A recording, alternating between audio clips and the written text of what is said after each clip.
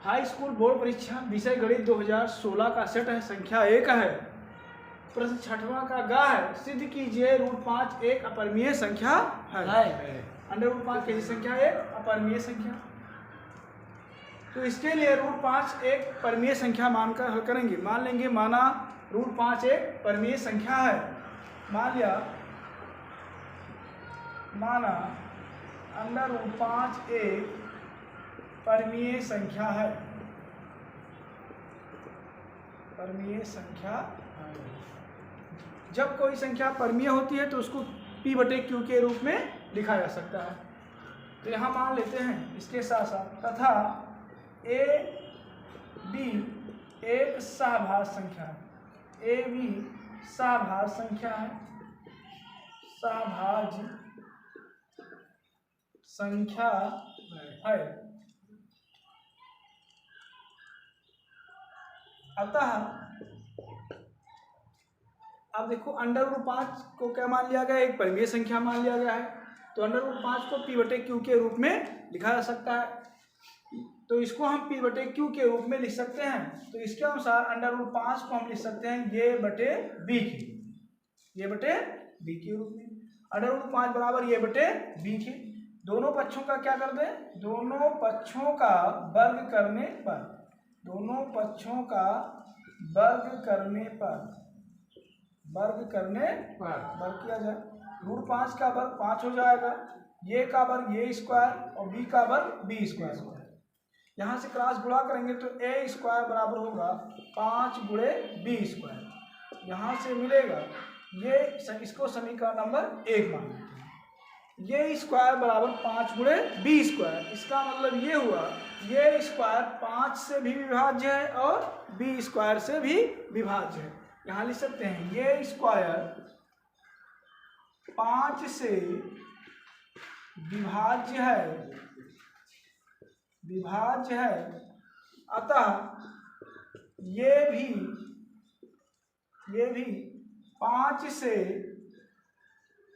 विभाज्य होगी, ये भी 5 से विभाज्य होगी।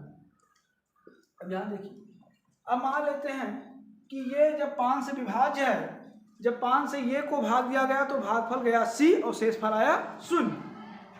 अतः यहाँ से हम ये को लिख सकते हैं, ये बराबर 5c + 0। प्रश्न में कहा, इसमें देखिए ये स्क्वायर 5 से विभाज्य है तो ये भी 5 से विभाज्य है। इसका मतलब ये हुआ कि जब 5 से हम ये को भाग करेंगे तो भागफल पूरी तरह से जाएगा और शेषफल 0 आएगा। तो मान लेते हैं वो जो ये 5 को जब ये से भाग किया गया तो भागफल गया c और शेषफल आया 0। जहाँ c एक पूर्णांक है, जहाँ c एक पूर्णांक है। अब देखिए यहाँ से ये बराबर मिल गया 5c। समीकरण 1 में ये बराबर 5c रखने पर, 5c रखने पर जब 5c रखा जाएगा तो ये के स्थान पर क्या रखना है? 5c। तो 5c का होल स्क्वायर बराबर 5 गुणे बी का स्क्वायर, 5 गुणे बी का स्क्वायर। यहाँ से मिल जाएगा 5 का स्क्वायर 50, 25c स्क्वायर बराबर 5 गुणे बी स्क्वायर। ये 5 25 को काट कर 5 बना देगा। यहाँ से लिख सकते हैं बी स्क्वायर बराबर 5 गुणे सी स्क्वायर। यहाँ से मिलेगा बी स्क्वायर, यहाँ से लिख सकते हैं बी स्क्वायर 5 से विभाज्य है, 5 से विभाज्य है। अतः बी भी 5 से विभाज्य होगी, 5 से विभाज्य होगी। अब देखिए a स्क्वायर 5 से विभाज्य है, ये भी 5 से विभाज्य है। बी स्क्वायर 5 से विभाज्य है तो बी भी 5 से विभाज्य है। हमने माना क्या था कि ए बी एक सहभाज्य संख्या, सहभाज्य संख्या मतलब ये होता है ये और बी का उभयनिष्ठ गुणनखंड केवल 1 है, ये और बी का एचसीएफ केवल 1 है। यहाँ से ये मिला, ये और बी का उभयनिष्ठ गुणनखंड क्या मिला है? 5 मिला है। अतः यहाँ से लिखा जा सकता है ये और बी का उभयनिष्ठ गुणनखंड, उभयनिष्ठ गुणनखंड 5 है, 5 है, उभयनिष्ठ गुणनखंड 5 है। यहाँ से b² 5 से विभाज्य है, अतः b भी 5 से विभाज्य होगी। यहाँ से ये मिला हमें b² 5 से विभाज्य है, अतः b भी 5 से विभाज्य होगी। यहाँ मिला था ये स्क्वायर 5 से विभाज्य है, अतः ये भी 5 से विभाज्य होगा। तो उपरोक्त दोनों आधारों पर हम लिख सकते हैं कि उपरोक्त दोनों कथनों के आधार पर लिखा जा सकता है कि ये और b का, ये और b का कम से कम एक उभयनिष्ठ गुणनखंड, एक उभयनिष्ठ गुणनखंड एक उभयनिष्ठ गुणनखंड, ये और b का कम से कम एक उभयनिष्ठ गुणनखंड 5 है, 5 है। हमने माना क्या था कि ये भी एक सहवास संख्या, अतः इससे इस तथ्य का, अतः इससे इस तथ्य का विरोधाभास प्राप्त होता है, विरोधाभास प्राप्त होता है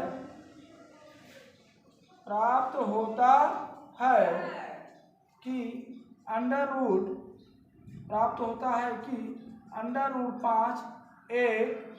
प्राप्त होता है कि AB A,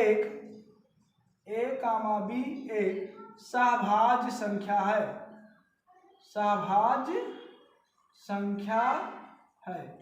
AB A, B एक सहभाज्य संख्या है। ठीक, ध्यान को इससे इस तथ्य का विरोधाभास प्राप्त होता है कि AB एक सहभाज्य संख्या है।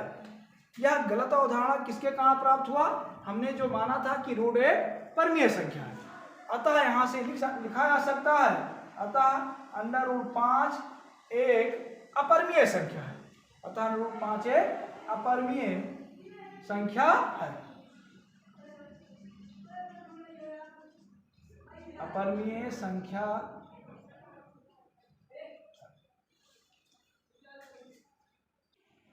छठवां घा दिया है, निम्नलिखित द्विघात समीकरण को गुणनखंड b द्वारा हल कीजिए। समीकरण दिया है 9x² - 9 × a + b × x है प्लस 2a² + 5ab + 2b² = 0। हल करते हैं इसको। 9x² - 9 × a + b × x plus 2 × a² + 5ab + 2b² बराबर किसके दिया है? 0। यहाँ से इसको ले सकते हैं 9x² - 9 × a + b × x। देखो यहाँ 2 दूना 4, 4 का ऐसा गुणनखंड करो कि जोड़ने पर कितना है? 5 है। 2 दूना 4, तो 4 का नम 4, 4 1 5 हो जाएगा। तो यहाँ लिख सकते हैं 5 के स्थान पर 2a², यहाँ लिखेंगे 4 - 1 × ab + 2b² बराबर किसके? 0 के।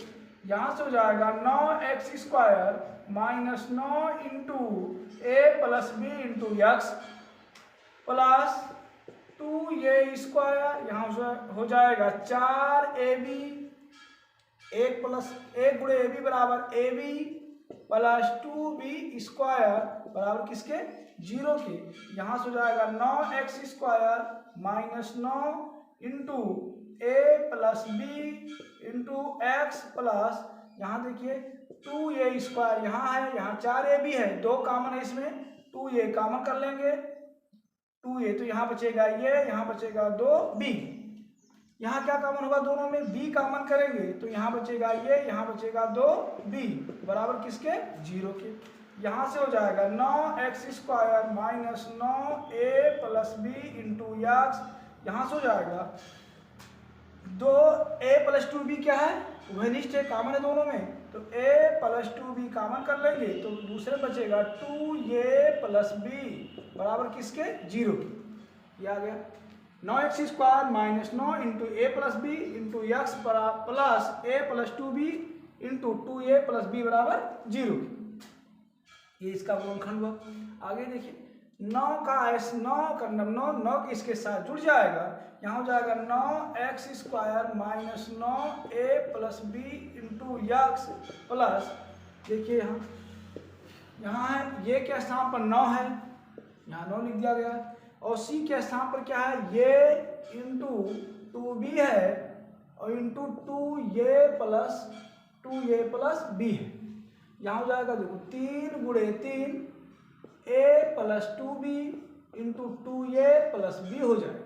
इसको लिख सकते हैं 3a plus 2b into 2a plus b हो जाएगा। हमें लाना क्या है 9ab, जोड़ने पर क्या है 9ab है। तो 9 का ऐसा गुणनखंड करना है कि जोड़ने पर आ जाए हमारा 9 इंटू ए बी है, 9 के बराबर आ जाए। यहाँ देखिए तो 3a और 3 दूना 6b हो जाएगा। यहाँ देखिए इसका गुणा करोगे 3 दूना 6a हो जाएगा और 3b हो जाएगा। अगर दोनों को जोड़ा जाए 3a प्लस 6b और इसके साथ 6a प्लस 3b जोड़ा जाए तो 6 3 9a हो जाएगा और 6 3 9b हो जाएगा। 9 कॉमन कर लेंगे a प्लस b मिल जाएगा। इस आधार पर जहाँ लिखा है -9 इंटू ए प्लस बी, वहाँ लिख सकते हैं 3 इंटू ए प्लस 2b और plus 3 into 2a plus b लिख सकते हैं। तो यहाँ लिख सकते हैं 9x² माइनस 9 के स्थान पर क्या लिख सकते हैं 3 into a plus 2b plus 3 into 2a plus b into x plus हो जाएगा a plus 2b into 2a plus b बराबर 0।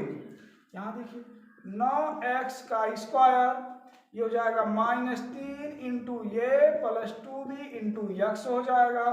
यहाँ प्लस माइनस का गुणा -3 into 2a plus b into x हो जाएगा, प्लस बचेगा ये into 2b into 2a plus b बराबर किसके 0 के आ जाएगा।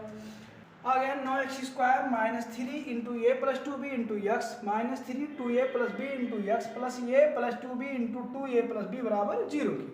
दो गुणा बनाया गया तो पहले वाले जोड़े में देखिए यक्स यहाँ भी है, यक्स यहाँ भी, यक्स में कॉमन होगा और यहाँ 9 में भी 3 है और 3 यहाँ भी है तो 3 यक्स कॉमन कर लेंगे तो यहाँ बचेगा हमारा, यहाँ बचेगा 3 यक्स बचेगा, यहाँ माइनस a प्लस 2b बचेगा।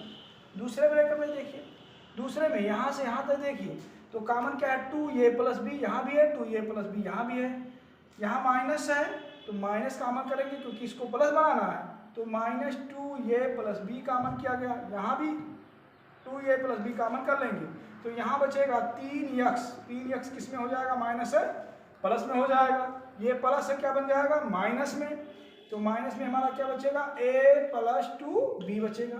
देखो ब्रैकेट में 3x minus a plus 2b 3x minus a plus 2b ये दोनों बाहर निकाल लेंगे, ये बराबर किसके हैं 0 के। यहाँ से 3x माइनस हो जाएगा a प्लस 2b बाहर निकल गया, एक ब्रैकेट में हो गया, दूसरे में into 3x minus 2a plus b बच गया बराबर किसके 0 के, बराबर किसके 0 के। इसको मिटा देते हैं। अब देखिए यहां से यदि 3x minus a plus 2b बराबर 0 हो, यदि